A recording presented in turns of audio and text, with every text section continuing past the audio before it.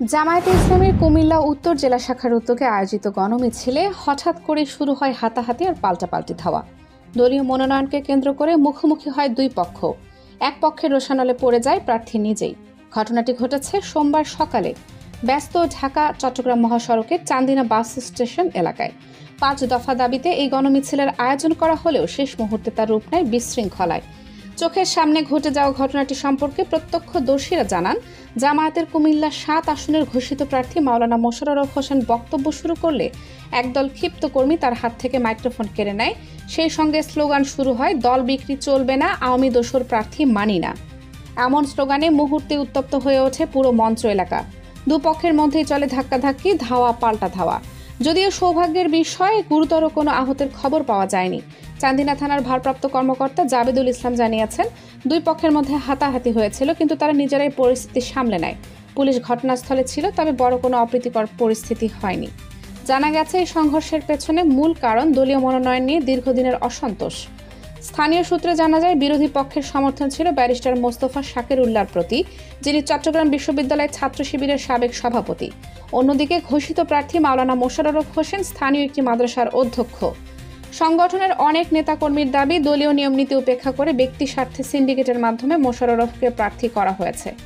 এই অভিযোগে ক্ষোভ ফুঁসে ওঠে সাধারণ কর্মীদের মধ্যে।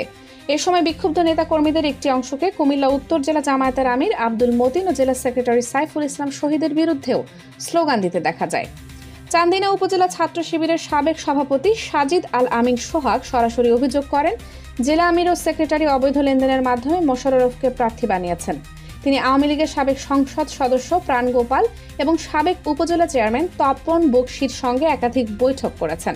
এমনকি আওয়ামী লীগের দালালদের মাধ্যমেও সহযোগিতা নিয়েছেন। দলের কেন্দ্রীয় হাইকমান্ডের কাছে পুনর্বিবেচনার দাবি জানান।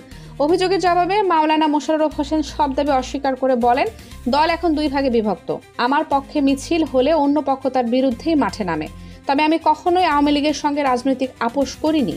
স্থানীয় উন্নয়নমূলক বৈঠকে উপস্থিত থাকা মানে রাজনৈতিক আতাত নয়। তিনি আরও বলেন, আমি একটি মাদ্রাসার প্রধান। সরকার বা ক্ষমতাসীন যে দলই হোক, তারা দাওয়াত দিলে আমার যাওয়া কর্তব্য।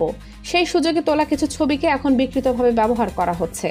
এদিকে কুমিল্লা উত্তর জেলা জামায়াতের সেক্রেটারি সাইফুল ইসলাম বলেন, এটি সম্পূর্ণ অনাকাঙ্ক্ষিত ঘটনা। জামায়াতের প্রার্থী নির্বাচন প্রক্রিয়া কেন্দ্রীয়ভাবে হয়। আমিরে জামায়াত নিজে মোশাররফ হোসেনকে প্রার্থী ঘোষণা করেছেন। দলের ভেতরের বিভাজনই আজকের এই বিশৃঙ্খলার কারণ। অন্য সব অভিযোগ ভিত্তিহীন। ঘটনার পর থেকে পুরো চান্দিনা এলাকায় রাজনৈতিক অস্থিরতা বিরাজ করছে। জামায়াতের ভেতরের এই দ্বন্দ্ব যে আরও গভীর সংকেত দিচ্ছে, তা বলছেন স্থানীয় রাজনৈতিক বিশ্লেষকরা। তাদের মতে, আসন্ন জাতীয় নির্বাচনের আগে এমন ভাঙন দলটির জন্য বড় ধাক্কা হতে পারে। শেষমেশ প্রশ্ন থেকেই যায়, দলীয় মনোনয়ন নিয়ে এই অন্তর্দ্বন্দ্ব কি শুধু চান্দিনায় সীমাবদ্ধ, নাকি তা ছড়িয়ে পড়বে সারা কুমিল্লা জুড়ে? সময়ই দেবে তার উত্তর। কানিজ ফাতেমা সোমা, রাজনৈতিক ডেস্ক, 0 টিভি।